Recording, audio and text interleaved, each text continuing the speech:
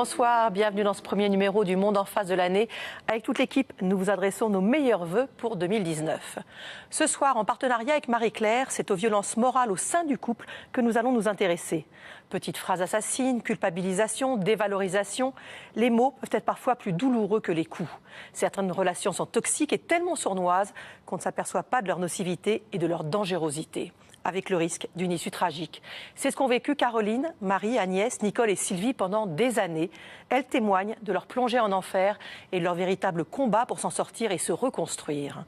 Après le documentaire « Les pervers narcissiques, une violence invisible » réalisé par Delphine Dilly, je vous donne rendez-vous pour un débat avec mes invités. Qui sont ces bourreaux du couple et comment les repérer? Pourquoi est-il si difficile de s'en libérer? Qu'ils soient hommes ou femmes, ces dangereux manipulateurs sont-ils incurables? Tout au long de l'émission, nous attendons vos réactions sur le hashtag LMEF. À tout à l'heure.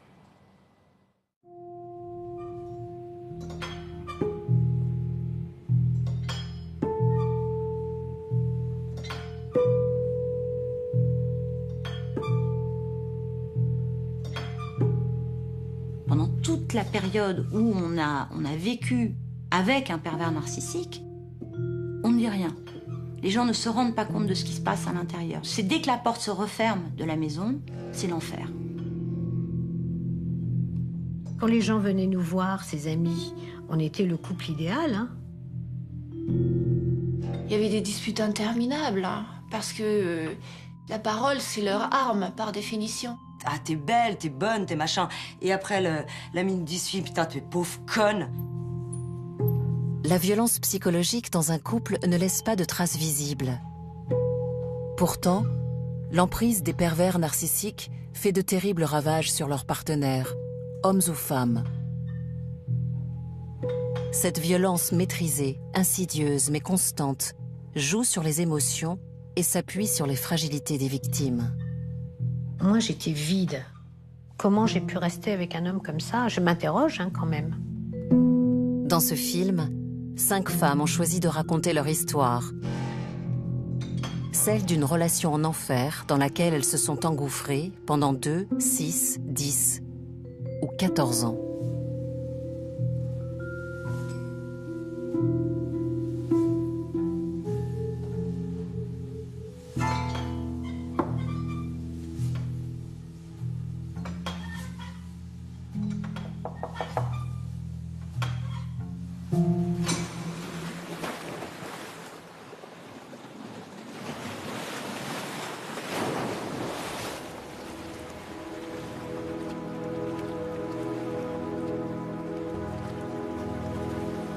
Quand je l'ai rencontré, j'avais 32 ans. Et je faisais partie de son public, en fait, puisqu'il se produisait sur une scène à Central Park. J'ai trouvé beau, je trouvais qu'il chantait bien. Il était très charismatique, il était très sûr de lui. Il y avait une forme d'envoûtement, en fait. J'étais subjuguée par Julian. J'ai été éblouie par lui. Il était grand, il était sportif. Il était tout ce que j'aime, quoi. Il était tout ce que je cherchais, sans doute depuis toujours, chez un homme. Il était protecteur, extrêmement protecteur. Mais j'ai tout de suite pensé que qu'est-ce que j'ai, moi, pour qu'il m'aime comme ça? Toujours eu cette impression que je n'étais pas assez bien pour lui. Qu'il était tellement bien que moi, qu'est-ce que j'étais moi pour qu'il m'aime comme ça? Très vite, il m'a dit qu'il m'aimait. Je me souviens pas exactement à quel moment, mais c'est arrivé très rapidement. Et il le répétait souvent. Au début, je me suis un peu méfiée parce que je trouvais que c'était un peu rapide. Et puis, il le répétait, il émettait tellement de cœur, il faisait tellement en sorte qu'on ait envie d'y croire. Enfin, moi, je pense que j'avais déjà envie d'y croire. Donc, c'est aussi pour ça que j'ai plongé aussi vite, parce qu'il m'a très vite mise en confiance. Il me disait que j'étais vraiment la femme de sa vie. Et en fait, on avait passé une journée où moi-même, je m'étais dévoilée à lui sur mon passé. Tout ce parcours quand même un peu de révolte et puis de destruction. Donc on s'est beaucoup raconté. C'est comme s'il venait dans la bienveillance, me dire, mais je suis là maintenant. Je suis quelqu'un de bien pour toi. Après tout ce que t'as enduré. Ah, ma pauvre. Ah, ma pauvre. Ah. Là, il te faut... t'en fais pas, je suis là. Et puis, t'as jamais été aimé. Donc moi, je vais te montrer ce que c'est. Parce qu'évidemment, au début, on se confie à cet être merveilleux. On va parler de ses propres failles, des choses qu'on n'a jamais dites à d'autres personnes. Quelque part, il a donné tout ce que j'avais envie d'avoir chez un homme. Il a dit tout ce que j'avais envie d'entendre. Et donc, j'ai eu l'impression que c'était réellement... j'aime pas cette expression prince charmant, mais c'était réellement quelqu'un avec qui je pouvais faire un bout de chemin, sinon ma vie. J'ai été attirée aussi par ce sentiment de sécurité. C'est-à-dire que c'est quelqu'un qui va vous dire « je vais te protéger, je suis là ». Donc on a l'impression qu'on va pouvoir poser sa tête sur l'épaule de quelqu'un. Et on s'est retrouvés comme deux gamins, finalement, tous les deux, à vivre ensemble, sans se poser de questions. Moi, je travaillais, il travaillait, on se retrouvait le soir, puis on rigolait, voilà. Et puis on parlait. Et puis donc c'était bien, puis je me suis dit, mais c'est formidable si on peut continuer à vivre comme ça. Puis à un moment, il y a un petit truc qui va pas.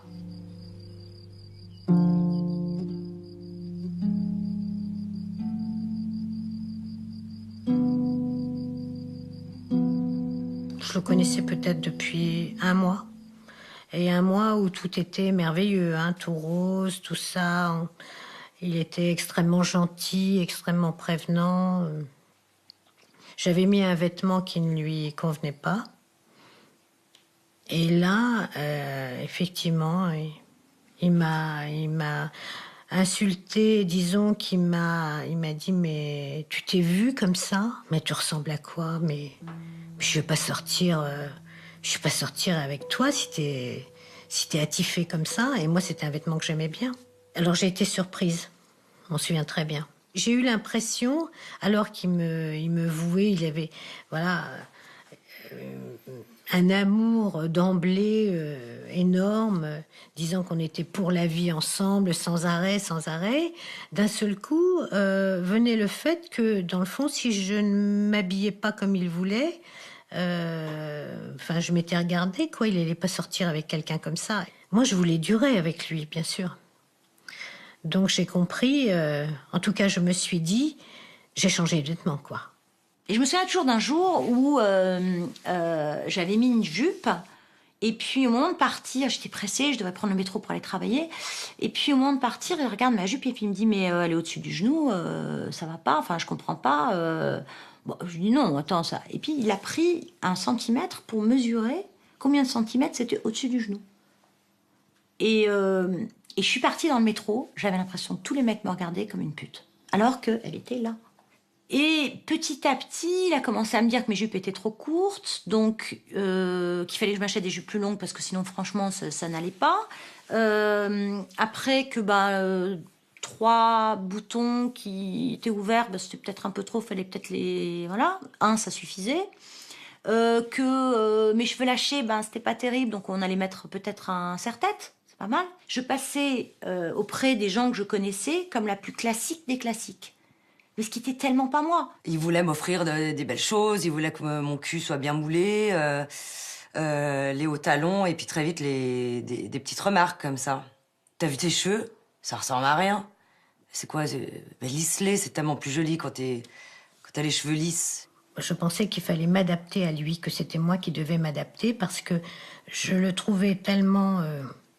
intelligent, tellement bien, que naturellement, c'était à moi de faire des efforts et non pas à lui. C'était un peu en compensation et de la vie que j'allais avoir avec lui, qui me faisait miroiter quand même. Il me faisait miroiter une très belle vie.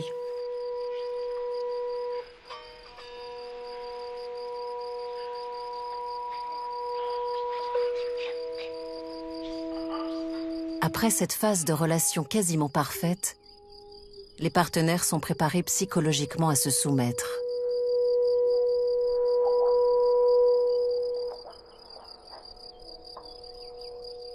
Il voulait vraiment que je m'installe avec lui.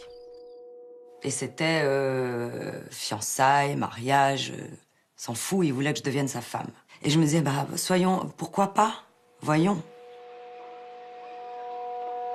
Quelques semaines après leur rencontre, Nicole a alors 31 ans, elle quitte son travail et sa vie à New York pour s'installer à Zurich chez son compagnon.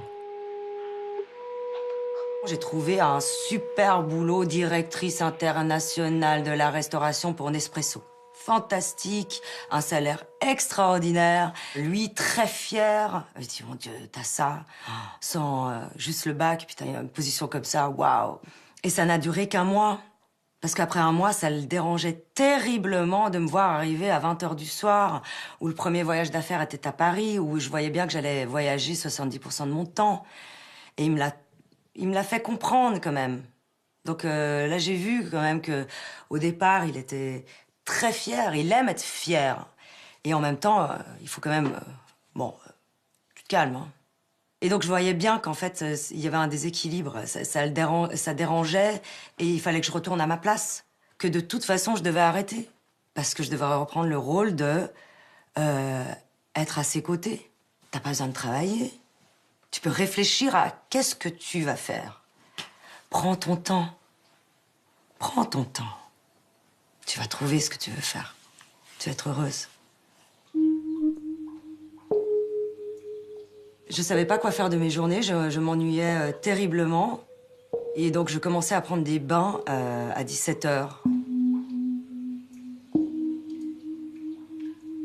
La femme qui se retrouve à la maison et qui a rien à faire et qui s'ennuie et qui prend des bains et qui s'apprête et qui attend la rentrée de son mari. En m'isolant, il savait très bien aussi que les gens n'auront pas accès à ce qui se passait à l'intérieur.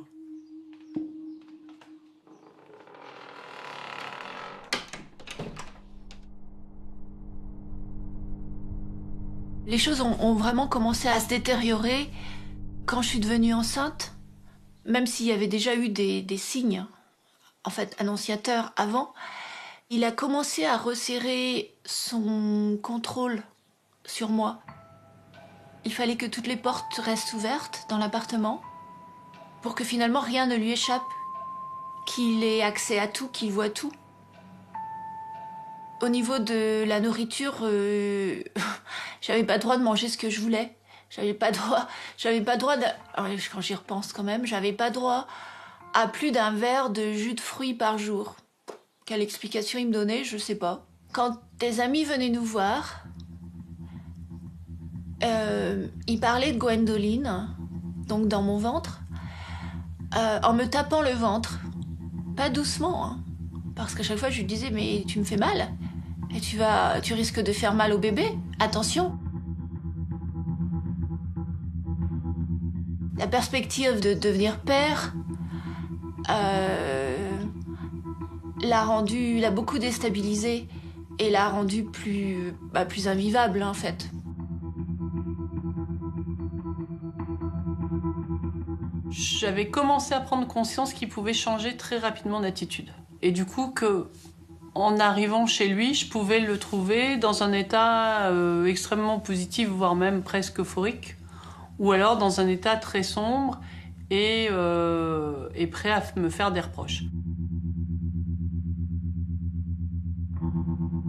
Un des premiers signes forts qui aurait dû m'alerter, c'est sa jalousie, qui prenait de plus en plus de place, à tel point que un jour, mais assez rapidement dans la relation, hein, c'était au bout de peut-être 2-3 mois, il a eu besoin de vérifier tout, mon ordinateur, mes tablettes, mon téléphone, enfin voilà, il a scanné tous les messages, tous les mails, tout ce que je pouvais avoir et il avait trouvé des messages que je pouvais échanger avec d'autres hommes, mais qui étaient des copains, et il m'a dit mais tu vois, tu n'es pas fiable et maintenant c'est terminé.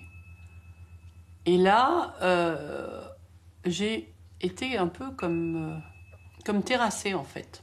J'ai imaginé 2 secondes ma vie sans lui, et justement, je l'imaginais pas. en fait.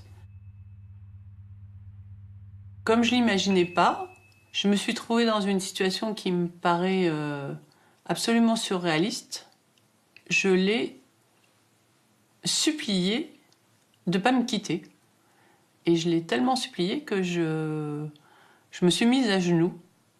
Et je pense qu'il a été relativement satisfait de l'état dans lequel il m'avait mise.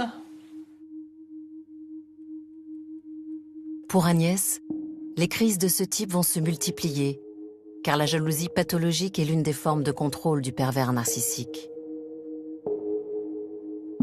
Souvent, les victimes cherchent en elles les raisons de cette violence naissante.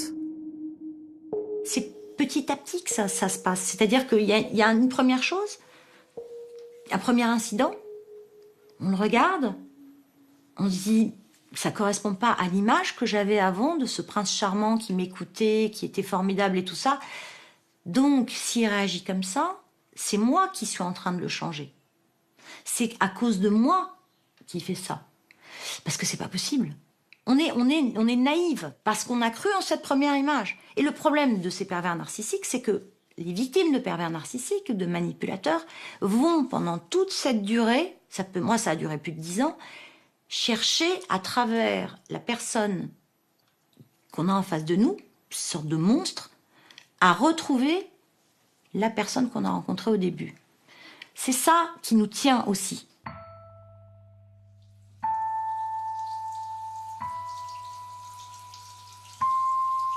Je finissais de prendre ma douche. J'étais très enceinte, je devais être enceinte de 8 mois. Pour lui dire que la douche était libre. Comme je voulais pas, j'étais pas habillée, je voulais pas aller entrer dans le studio, lui toucher l'épaule, etc. Il avait le casque sur les oreilles. Donc je lui ai jeté un bonnet sur l'épaule. Et ça l'a mis dans une fureur incroyable. Il s'est retourné, il était comme un fauve. Il avait les yeux exorbités, il avait la mâchoire super serrée. Donc moi j'ai pris peur, j'ai couru. Je me suis accroupie et je me suis recroquevillée. Et je lui disais, mais non, qu'est-ce que j'ai fait? J'ai rien fait. Je voulais juste te dire que la douche était libre. Et là il m'a dit, si tu m'as blessée, c'était comme le ciel, si le ciel m'était tombé sur la tête. Je dis non, je t'ai juste balancé le bonnet sur l'épaule pour te dire que la douche était libre. Et il m'a dit, si tu t'es moqué de moi, tu as ri. C'est presque un dédoublement de personnalité, en fait. Parce que le vrai soi est terrassé par ce qui se passe face à cet homme-là. Donc, en fait, plus il prend de l'emprise sur nous, plus notre vraie personnalité se tasse. Jamais il ne m'a dit je t'interdis de travailler. Jamais. Mais en fait, il a tout organisé pour que je le fasse de moi-même. Donc j'arrête de travailler, mon argent disparaît peu à peu, et pour mes amis, c'est pareil, il n'a jamais dit je t'interdis de voir tes amis. Mais il se trouve que mes amis, très vite, je pouvais les voir à Paris, sans problème, mais jamais dans cette maison en Normandie. Or, nous allions dans cette maison de plus en plus fréquemment, les week-ends, jusqu'au jour où il a décidé qu'on allait se marier et qu'on allait habiter dans cette maison en Normandie. Donc j'étais contente de repartir à la campagne. La maison était isolée, c'est vrai, mais ça ne me gênait pas. Mais quand je suis arrivée là, dans cette maison, je n'avais plus d'amis, je n'avais plus d'argent, plus de travail. Voilà.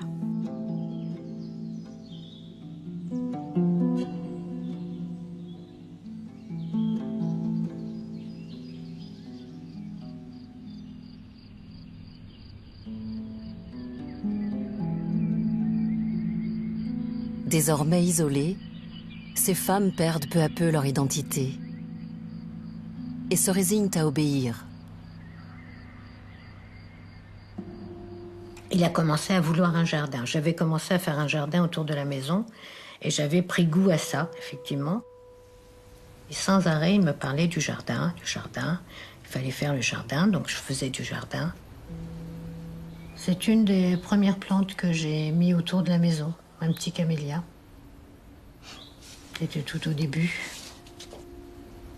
Quand il a voulu que je fasse le jardin à grande échelle, je travaillais 12 à 14 heures par jour l'été, c'était fou. Et il s'est passé que peu à peu, le jardin a pris toute ma vie, quoi. J'y allais même la nuit, à la lampe torche. Si je pensais à quelque chose le soir, je sortais dans la nuit pour rectifier des tuteurs, pour attacher des plantes. Il ne prenait pas de photos, mais là, il m'avait prise. Et il disait que là, c'était vraiment moi. Moi, j'ai du mal à me regarder parce que je vois exactement comment j'étais là.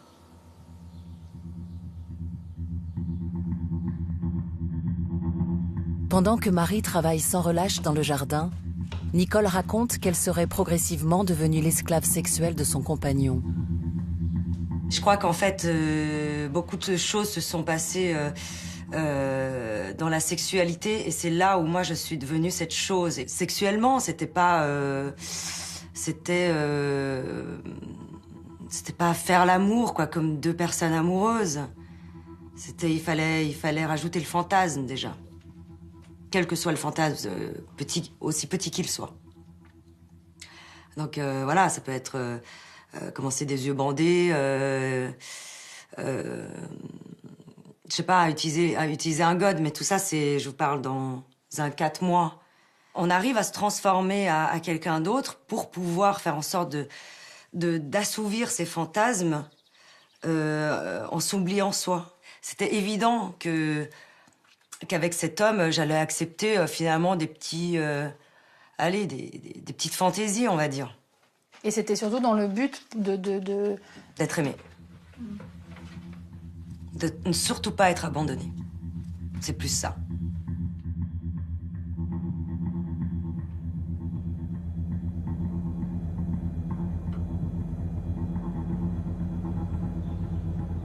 Quand il rentre à la maison, tout est fait. Le checklist, j'avais une checklist et voilà, il fallait que ça soit. Quand tout est fait, il rentre, il regarde tout va bien. Et ça lui plaît pas. Donc en fait, c'est à ce moment-là qu'on panique. Alors qu'on était au moment de... Ouais, on va passer une bonne soirée, on va s'installer devant la télé, on va regarder un truc, ça va être sympa, bon. Et c'est à ce moment-là qu'on a cette... Et il le sent. Je sais pas comment il le sent. Il sent qu'on commence à douter. Et ça lui plaît. Et donc là, il va vous demander autre chose. Il va vous dire... Et sinon, est-ce que t'es allé voir s'ils avaient reçu... je sais pas, un livre ou n'importe quoi. Puis dire, bah non, j'y suis pas allée, j'irai demain. Ah ouais, tu remets tout le lendemain? Bah non, enfin, je veux dire... Puis on se dit, mais regarde ce que j'ai fait, quoi. Regarde tout ce que j'ai fait pour toi, tout est comme tu me l'as demandé. Ouais. Et t'as pas le temps d'aller voir le livre. Bah non, mais demain, j'aurai le temps. Ouais, sauf que t'avais le temps aujourd'hui. Alors, explique-moi pourquoi t'y es pas allé. Et donc, il se remet à... en rajoutant cette chose, à vous faire douter, à vous faire culpabiliser. Et puis après, petit à petit, il revient sur ce que vous avez fait. C'est-à-dire que si vous lui avez fait un bœuf aux oignons, je sais pas, j'en sais rien, ça veut dire... Enfin bon, ouais, évidemment, t'as passé la journée à tout faire. Enfin bon, soit dit en passant, ton bœuf, il est gerbé. Et tout est repris. Et tout ce que vous devez faire aussi est repris. Et donc, à un moment, on est noyé, alors que tout devait bien se passer. On est noyé par des critiques, des attaques, des insultes.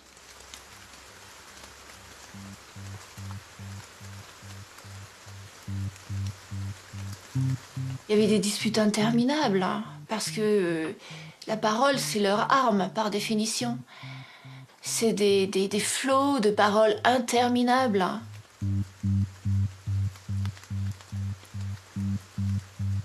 Si je ne faisais pas ce qu'il disait, ça prenait des proportions terribles. Mes ongles, je ne les faisais pas dans la salle de bain.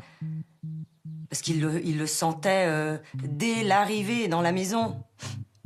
T'as fait les ongles? T'as fait les ongles aujourd'hui, hein? Tu sais très bien que j'aime pas cette odeur. Tu sais très bien. Et donc, dès lors, je les faisais dehors. qu'il pleuve, qu'il vente, enfin les ongles dehors. Comme ça, on est sûr de pas entendre ces remarques. Ses mots habituels, c'était salope, pute, pétasse, feignasse, ça allait ensemble. Et c'était répété. Il avait pas beaucoup de vocabulaire hein, dans ces cas-là. Il n'avait pas beaucoup de vocabulaire. Tu es zéro. Tu es zéro revenait très souvent. Tu es zéro, rappelle-toi, tu es zéro. Ah oui, parfois il m'appelait ma pauvre fille. Si je mettais mon GPS pour faire un trajet que je connaissais déjà, mais parce que j'avais un GPS dans ma voiture et que j'aimais bien, comme ça me donnait le nombre de kilomètres à laquelle j'arrivais, etc. Je disais, mais ma pauvre fille, tu peux pas faire un pas sans ton GPS. Je pouvais faire n'importe quoi. C'était nul tout ce que je faisais. J'étais grosse, j'étais moche, j'étais bête. Quand je travaillais, je gagnais des cacahuètes. Mes bras étaient poilus. Je lui disais, je sais pas, j'aime pas mes mains, j'aime pas mes pieds. Au début, il me disait, mais non, mais ils sont trop beaux. Alors j'étais super contente. Je disais, oh, t'as des trop jolies mains et tout ça. Et puis après, il me disait, mais attends, tu peux pas les cacher, s'il te plaît, parce que là, franchement, voilà. Un jour, il pouvait me dire que j'étais son nectar, un nectar divin. C'était surjoué, hein, évidemment. Mais à l'époque, ça me dérangeait pas. Et 2 heures après ou le lendemain, il pouvait me dire que j'étais aussi répugnante ou immonde qu'un égout. Tu fous rien de la journée aussi, qu'est-ce que j'ai pu l'entendre. Tu ne fous rien de la journée. Quand je rentrais épuisée du jardin, mais tu ne fous rien. Ou quand il pleuvait, mais tu rentres déjà. Mais vraiment, t'es qu'une feignasse. Alors ça commençait comme ça.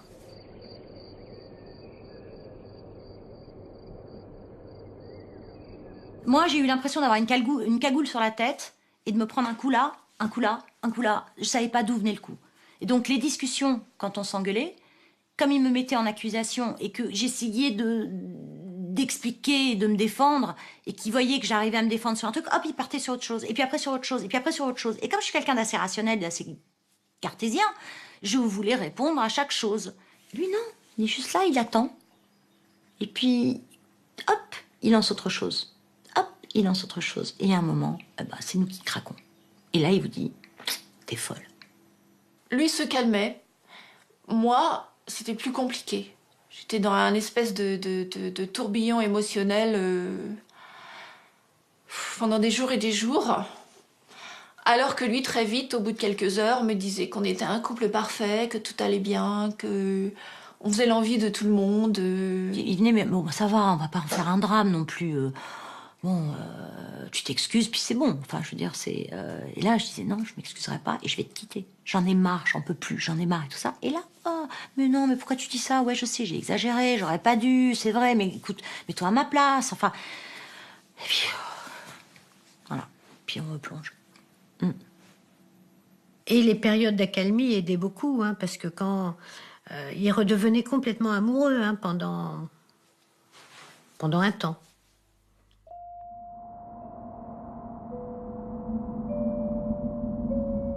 Au début des critiques et au début des crises, elles sont très espacées.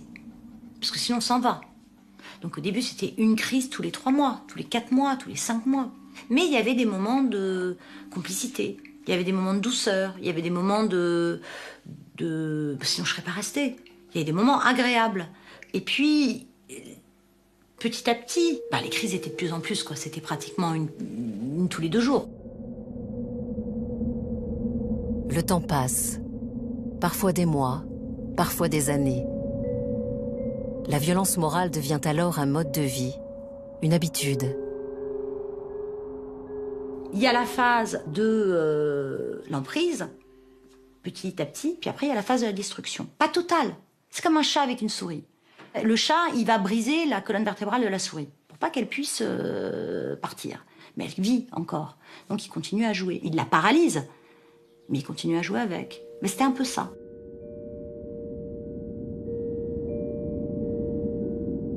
Le langage ordurier, c'est vraiment généralisé. Dès qu'il me parlait, et il ne m'appelait plus, il me sifflait dans le jardin. La violence psychologique a augmenté énormément. Les ordres contradictoires, par exemple. J'étais toujours en défaut, toujours en défaut. Il donnait 2 heures pour déjeuner, par exemple, 2 heures différentes. Donc on devait manger à 12h57, par exemple, et puis du fond du jardin, comme ça, il me hurlait « Non, non, j'aurais pas fini, on va manger à 13h et quelques ».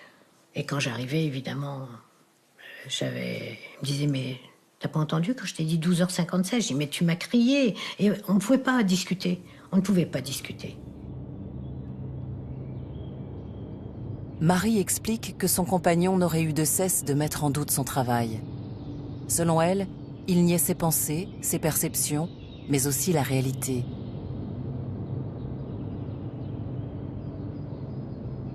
Il mentait tout le temps, c'était très déstabilisant. Je parlais du jardin et d'un seul coup, il changeait de discours, il me dit « Mais de quoi tu me parles là? Il est où le jardin ?» Oui. Alors il regardait par la fenêtre, il me dit « Mais moi je vois pas de jardin là. »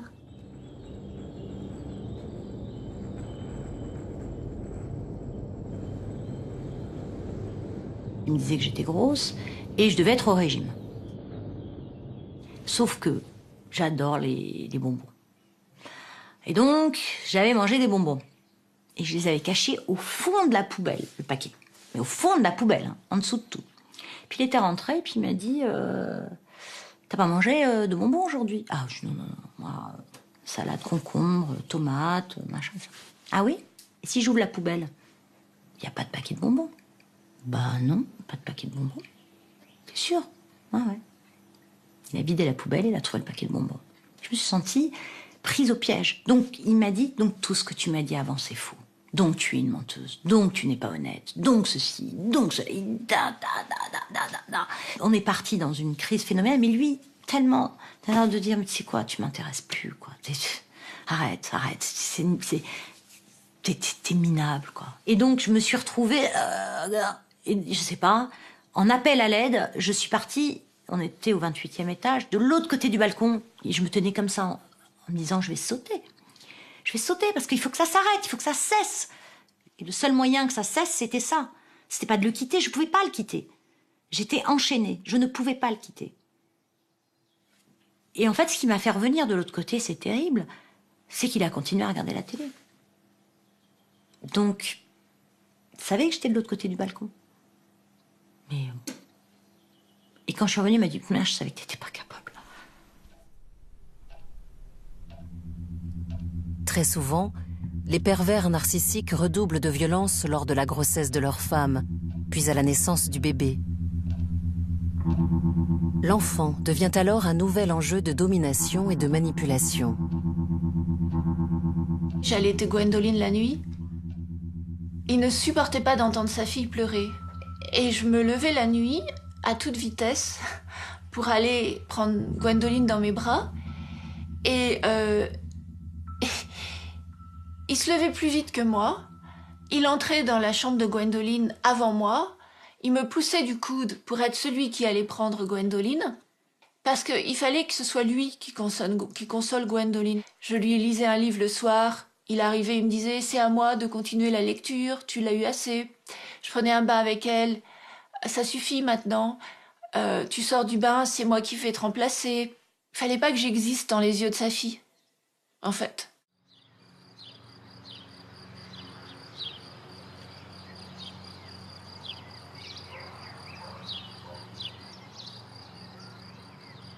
Il me répétait très souvent « Toutes les femmes t'envient ». Je dis « Tu vois pas la chance que tu as. Toutes les femmes t'envient. » Et quand il avait ses amis, il y avait les femmes de ses amis, bien sûr, qui disaient « Mais c'est extraordinaire ce jardin et tout. » Et alors, comme il était très amoureux de moi, quand il y avait du monde, il me prenait dans ses bras, tout ça. Les gens disaient quel couple merveilleux, avec une passion commune, le jardin, etc. L'image qu'il donnait de nous était absolument merveilleuse, tellement merveilleuse que moi-même, j'étais éblouie de ça. Quand on sortait avec entre couples et machin, moi, je retrouvais une certaine euphorie parfois, un petit verre de vin blanc, et puis je partais et je commençais à redevenir un peu celle que j'étais avant. Donc je faisais rire tout le monde, je racontais des bêtises. Et puis là, souvent, je sentais sa main dans le dos. Et ça voulait dire tais-toi, arrête. Arrête de te ridiculiser devant tout le monde. Parce que ce que tu fais là, bah, ça me ridiculise aussi, parce que je t'ai choisi. Je pleurais dans la voiture parce qu'il me disait, mais tu te rends pas compte, mais comment tu peux parler de toi comme ça? Comment tu peux parler de nous comme ça? Mais t'as aucun respect de toi-même. Mais remarque, t'as bien raison, parce que de toute façon, personne ne peut te respecter. Il y a que moi. Il y a que moi qui puisse faire de toi quelque chose. Mais pourquoi? Parce que tu es ma compagne. C'est pour ça. Tu ne brilles que grâce à moi. C'est parce que je t'ai choisi.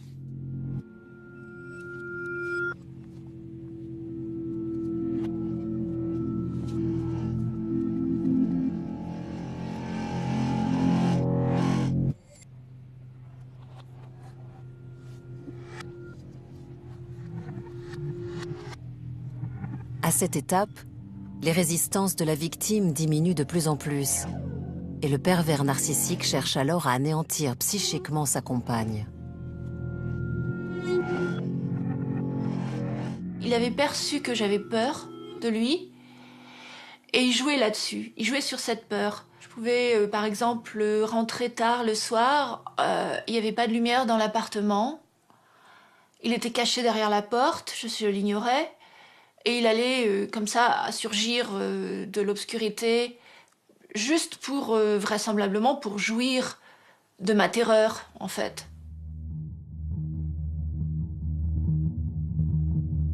Comme il savait que j'étais insomniaque et que j'allais me le réveiller la nuit, quand lui se réveillait la nuit, il mettait un couteau sur la table parce qu'il savait que j'allais le voir, que j'allais le remettre et que le matin, je le retrouverais de nouveau, en fait, à cet endroit-là. Ça passait beaucoup par le regard, son regard qui était très sombre. Il suffisait qu'il me regarde comme ça, je savais que j'étais prise à défaut, que j'étais coupable, je ne sais pas de quoi, mais forcément j'étais coupable. Et du coup, il y avait une peur qui s'installait. Alors c'est une peur complètement irrationnelle parce que, en fait, il m'a jamais frappée, mais malgré tout, j'avais peur de lui.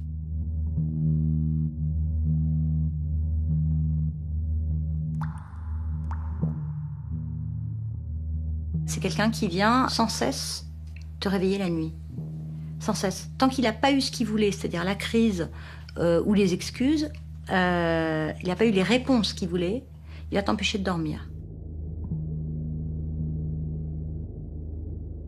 Il venait. Je me mettais dans une autre chambre pour dormir, il venait, il frappait à la porte, il éteignait la lumière, il allumait la lumière. Voilà, encore l'interrogatoire. Il mettait la musique à fond, pour pas que je dorme. Donc j'allais me mettre dans la salle de bain. Et comme souvent la lumière de la salle de bain était à l'extérieur, il allumait la lumière. Donc je partais, j'avais pas le temps, je partais en courant, j'avais pas le temps de prendre un oreiller ou n'importe quoi, je partais en courant, je me retrouvais je grelottais avec une serviette pour dormir.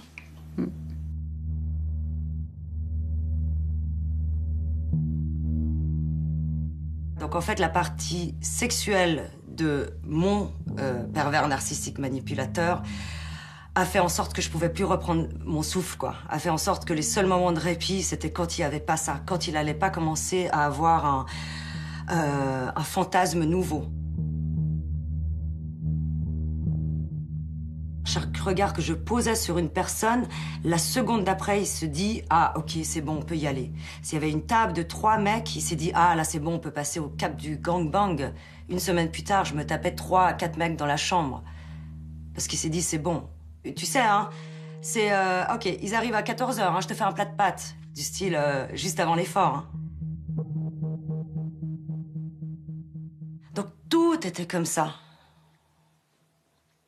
Donc si tout est comme ça devient très fatigant. C'est pour ça que oui, c'est assez indispensable. C'est assez indispensable. De quoi? De dire oui. D'acquiescer. Et ça devient de la vraie soumission, bien sûr. Mais c'est pour nous sauver, nous.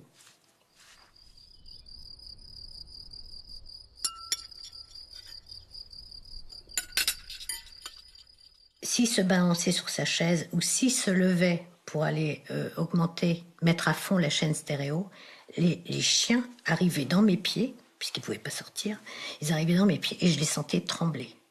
Mais apeuré, c'est un faible mot. Les chiens étaient tremblants, 2 bergers allemands aplatis au sol, tremblants, comme ça. On savait très bien que la violence allait commencer. Alors ça démarrait pour n'importe quoi. Quelquefois, rien du tout. On mangeait, voilà, musique, ils se balançaient, on attendait, les chiens et moi, on attendait. Et souvent, ça arrivait aux pommes, ils mangeaient des pommes, ils épluchaient ces pommes au couteau. Et ça arrivait aux pommes.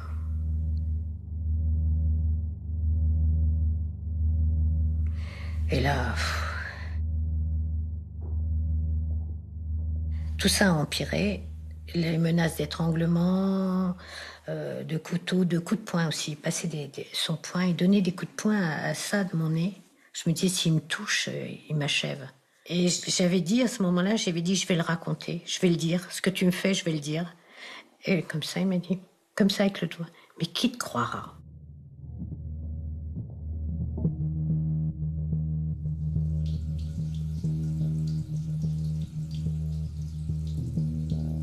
Je me suis jamais dit il va me tuer.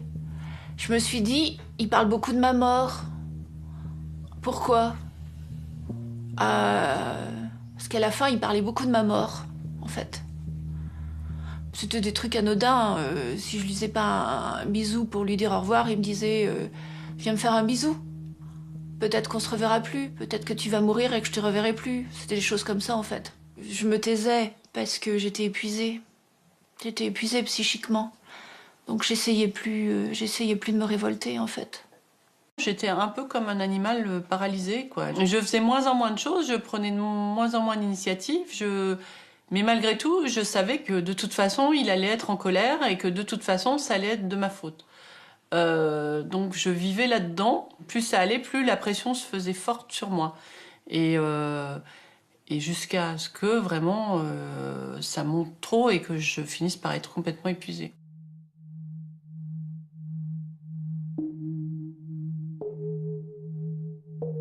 De toute façon, qu'est-ce qu'on va faire ?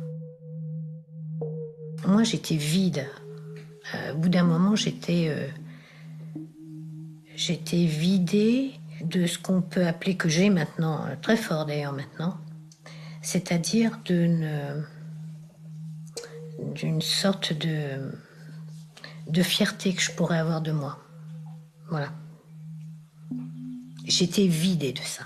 Je n'avais plus aucune fierté. Ça paraît toujours curieux aux gens, pour les gens. Pourquoi elle reste avec des hommes pareils ? En fait, je pense qu'on n'a pas le libre arbitre finalement, qui nous permet de décider et de dire voilà, je vais le quitter. On n'a plus confiance dans nos sens non plus. En fait, on n'a plus confiance dans nos propres perceptions, nos affects. On a du mal à réfléchir, on a du mal à raisonner, on a du mal à en parler. Et en fait, je crois qu'on est en état d'anesthésie. Comment envisager de partir alors qu'on n'est pas réellement consciente de ce qu'on vit ? Si on va au commissariat de police et qu'on commence à dire voilà, je suis avec quelqu'un qui me détruit parce qu'il me dit que je suis bête, mais je suis moche, j'ai des poils et je gagne des cacahuètes et je suis une pute, ils vont me dire écoutez, vous êtes gentille madame, enfin il vous frappe pas, il boit pas et vous avez qu'à partir, quoi. Et donc en fait c'est la honte, parce qu'on se retrouve dans une situation qui est tellement pas soi, qui ne correspond tellement pas à ce qu'on est. On se retrouve à faire des choses des choses qui sont inacceptables, que on n'ose pas le dire, quoi. On n'ose en parler à personne. On peut admettre qu'on vit avec un monstre, ce que j'ai quand même fini par admettre, parce que je le sentais bien, je voyais, mais de le dire au monde, qu'on s'est tellement trompé, que voilà. Ça me semblait impossible, quoi.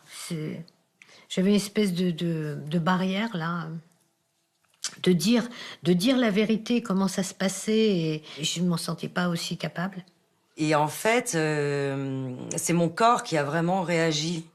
Je devais le rejoindre à Zurich et j'étais très nerveuse. En conduisant jusqu'à Zurich, il neigeait, il pleuvait et là, je sens mon œil qui commence à flancher. Et je me dis, ouais, bon, c'est la fatigue. J'ai vraiment eu le temps d'arriver à l'hôtel, que là, à peine je voyais encore. C'était vraiment le fond de la piscine. Je voyais rien, mais sans heurte. Jusqu'au jour suivant où, effectivement, j'arrivais plus à allumer ma cigarette. Je ne voyais pratiquement rien. Et il s'avère que c'était un infarctus rétinien bilatéral. Voilà. Très rare, parce que ça arrive dans les 2 yeux. Chez une femme, ça peut arriver dans un œil, mais là, c'était les 2. Donc l'infarctus, finalement, m'a emmenée à être dans un cocon où je pouvais plus penser, où j'étais totalement avachie, où il pouvait prendre soin de moi. Et finalement, c'était peut-être là où il a été le plus aimant. Ce qui a su, en fait, finalement, ancrer totalement cette emprise. Mais en sourdine, de nouveau. Parce que là, j'étais totalement soumise. Là, je pouvais plus rien faire. 2 mois avant de le quitter, j'ai eu une péritonite. Et je suis arrivée, donc, mais vraiment après une crise comme ça, je suis arrivée chez le médecin. Le médecin m'a dit, Sylvie, il me connaissait bien, il m'a dit, Sylvie, il faut que tu passes une radio parce que là, franchement, il y a un problème. J'ai pas voulu passer la radio, il est venu me chercher chez moi et il m'a emmenée faire la radio. J'avais 6 heures à vivre à peu près. Hein. Donc on m'a emmenée à l'hôpital, gastro-entérologue. On m'a opéré d'urgence, et au réveil, le gastro-entérologue vient me voir et me dit « Madame, je ne sais pas ce que vous avez dans votre vie, je ne sais pas ce qui se passe dans votre vie, mais ce que vous venez de faire, je ne sais pas si c'était une péritonite, mais j'avais des nœuds partout, des nœuds dans l'intestin, partout. Il me dit « J'ai rarement vu ça, c'est-à-dire que il y a une chose dans votre vie qu'il faut que vous changiez. » Et je me souviens toujours de ça, parce que à ce moment-là, mon compagnon est arrivé. Et je me souviens que le gastro-entérologue m'a regardé d'un dire « j'ai compris ». J'en pouvais plus, là, je sentais que mon corps me lâchait. Je sentais que j'avais besoin de me reposer pour pouvoir retrouver un peu mes esprits et réfléchir de nouveau. Mais sauf que comme il me laissait jamais, en fait, même quand on n'était pas physiquement ensemble, si je ne lui répondais pas à ses SMS dans les 5 minutes, il me renvoyait un SMS pour me demander des explications. S'il m'appelait et que je répondais pas au téléphone, c'est pareil, il supportait pas. Enfin, j'avais jamais de répit puisque même quand il communiquait pas avec moi, forcément, j'étais en attente du moment où il allait communiquer et où il allait falloir lui répondre. Donc un jour, j'étais rentrée chez moi en fait pour essayer de me reposer. Et du coup, là, à ce moment-là, j'ai eu un geste désespéré. J'avais des anxiolytiques et j'ai pris le reste de la boîte de ce qui me restait. J'avais pas fondamentalement la volonté de mourir, mais j'avais vraiment la volonté que ça se... J'avais besoin de répit, en fait. Enfin, j'étais dans un moment de paix et de tranquillité. Il arrive que les victimes qui subissent un meurtre psychique capitulent en se donnant la mort. Mais parfois, des déclics se produisent. Ils peuvent venir d'une personne extérieure qui trouve les mots justes ou de la nécessité de sauver son enfant.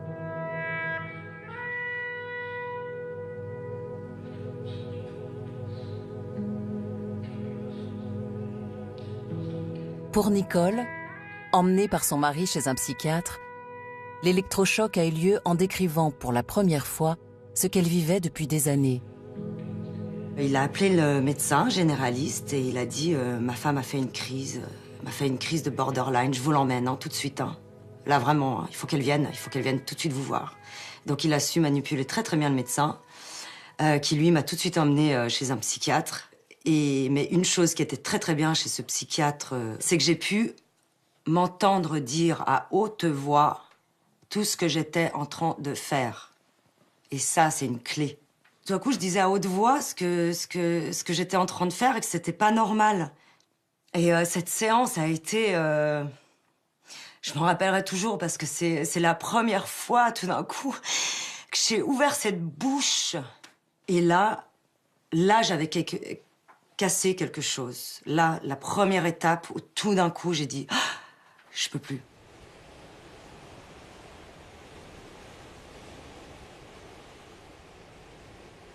Un jour, je suis partie à l'étranger. Il n'était pas avec moi. C'est la première fois que je partais, ouais, vraiment sans lui, à l'étranger, en vacances. Et j'étais avec des amis, justement.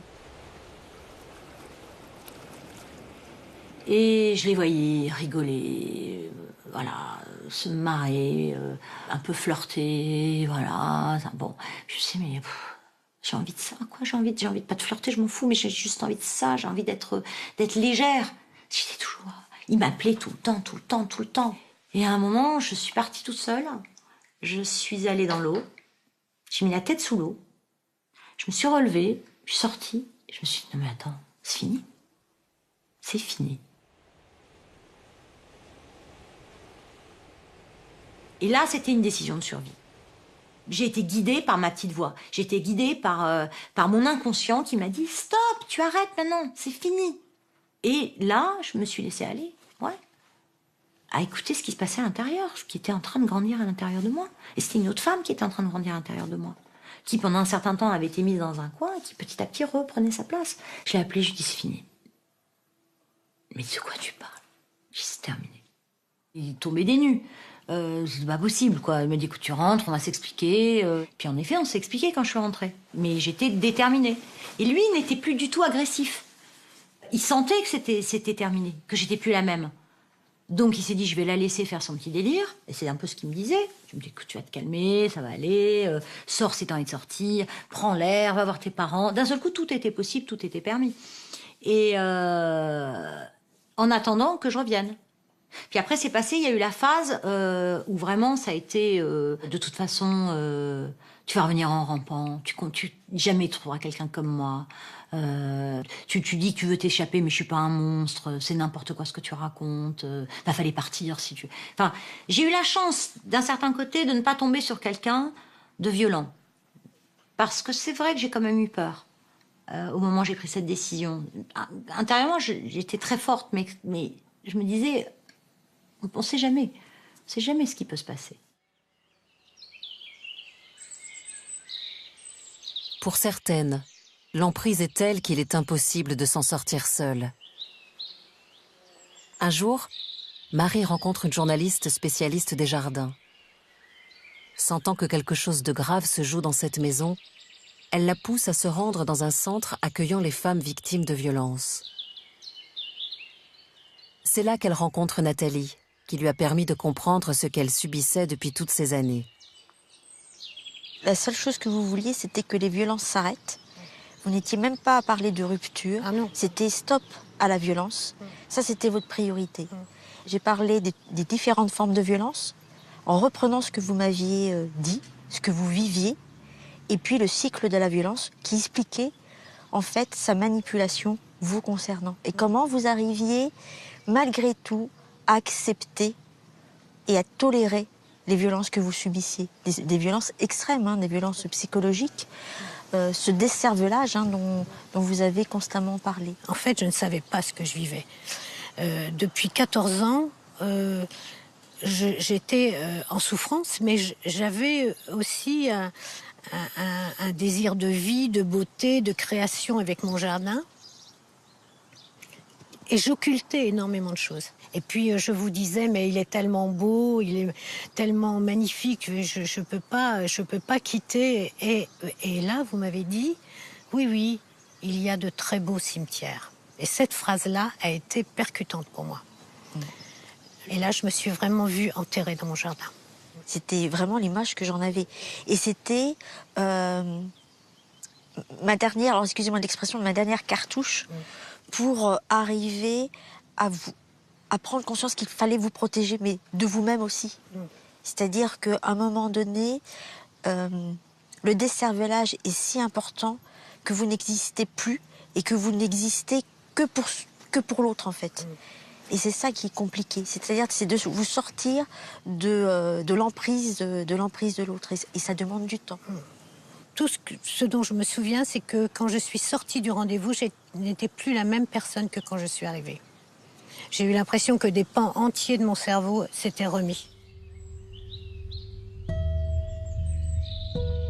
Lorsque les victimes parviennent à sortir de l'emprise, puis à partir, les pervers narcissiques peuvent devenir plus violents, plus menaçants, voire plus dangereux.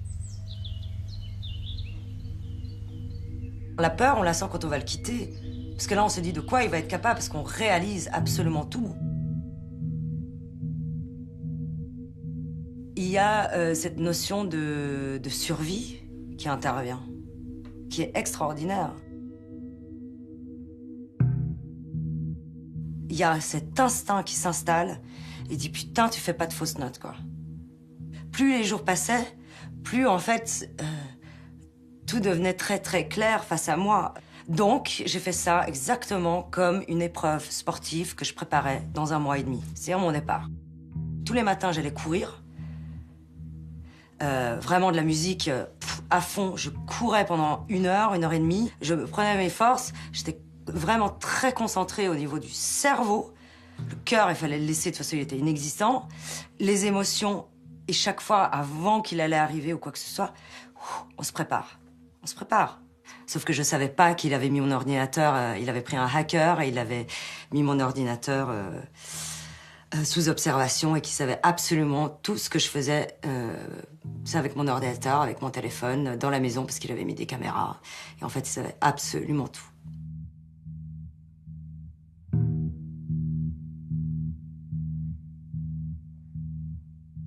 Le fait d'être quitté, vraisemblablement, lui était insupportable. Donc là, il a commencé à me harceler avec des SMS principalement. En fait, c'était toute la journée. Des SMS d'insultes, de diffamation. Il était capable d'en écrire peut-être 50 en une journée. J'ai perdu 12 kilos en 1 mois. À chaque fois que je recevais un SMS, je sursautais, en fait. J'ai un ami qui m'a dit, mais c'est pas possible, quoi. Du coup, ça m'a décidé à porter plainte. Une fois que je l'ai quitté, son arme a été les mails. Constamment, et des mails. Mais jamais d'injures, parce qu'ils sont très malins. Donc, en fait, jamais d'insultes en public, jamais de... Donc, en fait, on peut pas les attaquer, mais on se prend tout dans la tête. Et j'ai tenu. Et j'ai tenu. Et ça n'a pas été facile. Mais j'ai tenu. J'avais plus peur de lui. C'est fini. Mais les gens n'ont pas compris. Ils se sont dit, elle est folle. Elle est tarée. Puisqu'il avait, lui, laissé entendre que j'étais tarée. Même mes amis étaient sceptiques. Hein. Après coup, après la séparation. J'ai même une amie qui m'a dit, texto, je sais pas qui je dois croire. Si c'est toi ou si c'est lui. Il pleurait, il était vraiment très triste, il t'adore. Mais écoute, réfléchis, franchement. Regarde la vie qu'il t'offre. Puis t'as 37 ans, quand même. Puis regarde, il est tellement gentil, il t'offre des fleurs. Regarde, il pense quand même à toi. Vraiment, regarde la vie qu'il t'offre. C'est toujours ça, regarde la vie qu'il t'offre.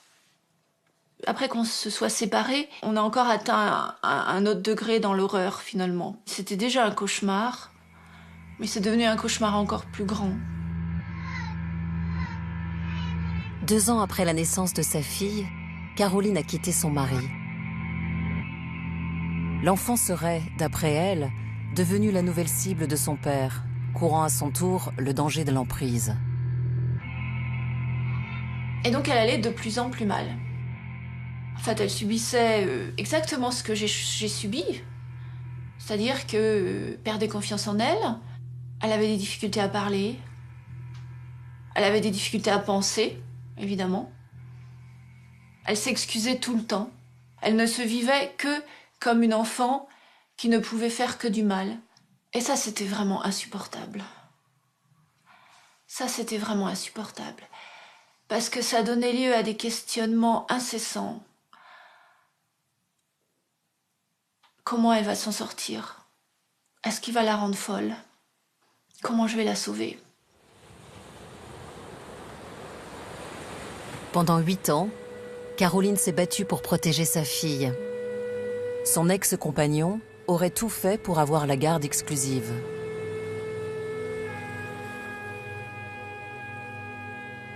De retour en France, elle a fait appel à un psychologue qui l'a aidée dans ses démarches de procédure judiciaire.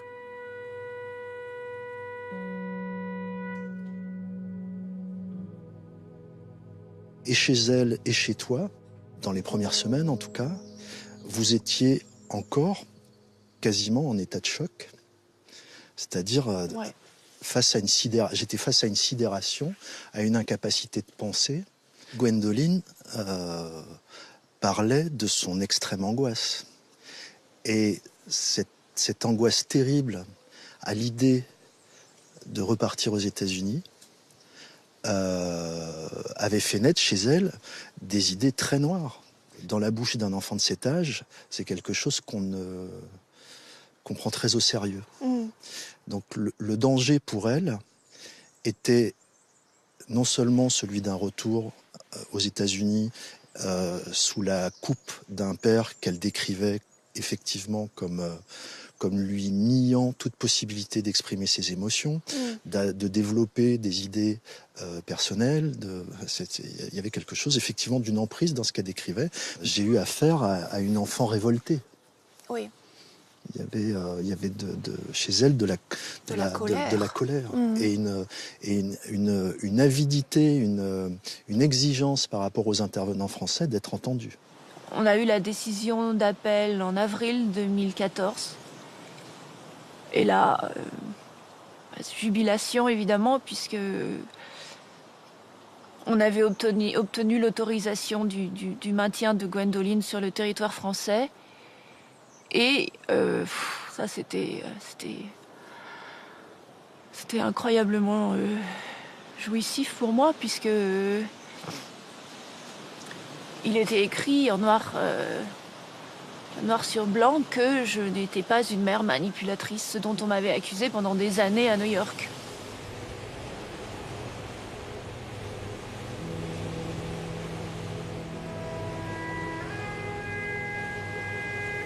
J'étais incapable, dans ma tête, de reprendre mon métier. Tout me faisait peur à l'extérieur. Tout.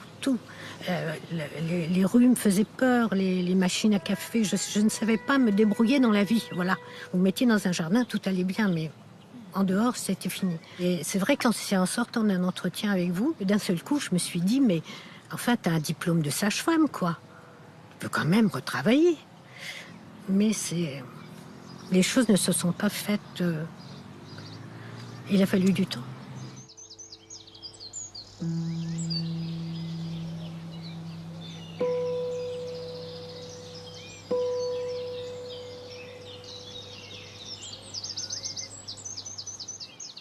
problème avec des gens qui manipulent, qui vous font subir des violences psychologiques, c'est que c'est comme un poison qui court dans nos veines pendant des années et des années et des années. Donc après, ça ne devient plus... On n'est plus victime de quelqu'un, on est victime de soi-même. C'est une sorte d'automutilation. Dès que j'avais un échec, après l'avoir quitté, je me disais, il a raison, je suis nulle. Et ça met des années on met des années à l'évacuer. Et pour le coup, c'est pas les autres qui vont vous aider à l'évacuer, c'est soi-même. On est heureux d'être sorti de là et à la fois, on se dit, est-ce qu'il me manque ou il me manque pas? Et ça, c'est le bourreau qui parle. Ça, c'est le bourreau qui vous appelle là-bas. Ah bah tu vois, tu trouveras jamais personne aussi bien que moi. Ça, c'est encore... ça, c'est l'emprise. Tout d'un coup, à 2h du matin, c'est fini. On se réveille et là, on est prise par toutes ces scènes. En fait, toutes les scènes sont revécues à distance, et donc avec discernement. Et donc là, on réalise. Et donc là, ça prend une ampleur gigantesque. Donc alors, c'est tout ce cheminement-là qu'il faut faire. C'est vivre avec tout ça, se soigner de tout ça, avancer avec tout ça, comprendre tout ça. J'ai fait un travail thérapeutique important qui m'a permis vraiment de comprendre ce qui m'était arrivé, mais surtout de travailler sur moi, de nettoyer certaines choses et voilà. Et du coup, un travail que j'avais pas encore fait et qui était indispensable pour prendre conscience et surtout pour que ça ne m'arrive plus. C'était ça mon leitmotiv quand j'ai démarré ce travail, c'était plus jamais. Ce qui est intéressant, c'est de voir le mécanisme chez l'autre, mais c'est de voir son mécanisme à soi. Et donc savoir vraiment pourquoi on l'a fait. Donc à partir de là, quand on se guérit, et le chemin est très long, parce qu'on se guérit pas de cette histoire-là, on se guérit de toute une vie. Parce que si on a réussi à rentrer dans cette histoire-là, s'il y a toute une vie derrière qui fait qu'on va rentrer dans cette histoire-là. Je prends ma part de responsabilité d'avoir vécu cette histoire aussi. Parce que j'avais une faille, celle de ne pas savoir aimer, et de ne pas savoir être aimé, et de ne pas me respecter. Et l'abandon. Donc ça fait quand même 3 choses. Voilà.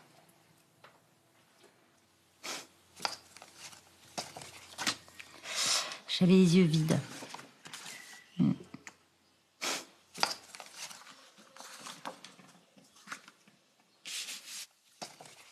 Ce qui saute aux yeux, c'est la tristesse, en fait.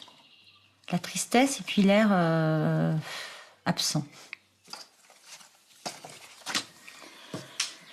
Moi, il se trouve que j'avais eu une blessure à 17 ans, puisque j'avais été violée, j'avais été victime d'un viol collectif, et j'avais tout enfermé à l'intérieur de moi. Et c'est quand on se réapproprie tous les contours de son corps et de sa tête que on peut commencer à se reconstruire. C'est quand on arrive à accepter sa propre vérité qui est enfouie, que j'avais été très marquée par mon viol, que c'était une faille, et que les cafards, tous ces gens-là pouvaient rentrer dans cette faille. Donc il était temps que je bouge cette faille.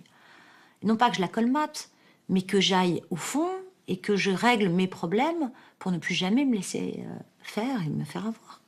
Donc ça a été de la reconstruction.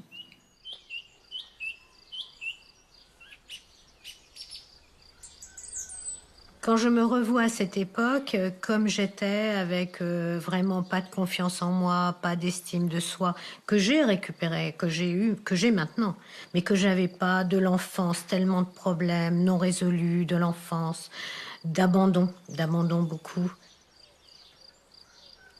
Et que j'étais née sous X. Pour pouvoir me protéger correctement, il fallait qu'il sache ce que j'avais vécu dans mon enfance et tout. Je lui ai raconté, pour mon plus grand malheur, parce que il a beaucoup joué avec ça pour me faire mal. Après, il savait exactement les points douloureux. Il les connaissait, il en a énormément joué de ça. Mais l'enfance que j'ai eue a énormément compté. Hein. Je pense que si je n'avais pas eu tout ça, je ne serais pas restée aussi longtemps. Peut-être un peu, mais pas aussi longtemps.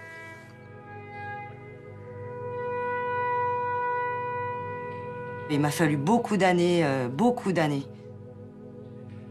pour que tout d'un coup, il n'y avait plus son ombre.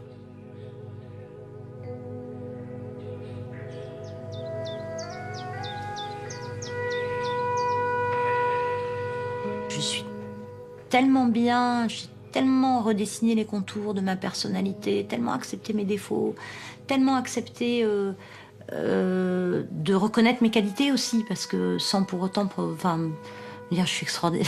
Non, je suis normale. Je suis normale, avec mes défauts et mes qualités. J'ai plus ces démons, j'ai plus ces cauchemars. J'ai eu des cauchemars pendant des années. J'ai plus ces cauchemars, j'ai plus ces démons, non.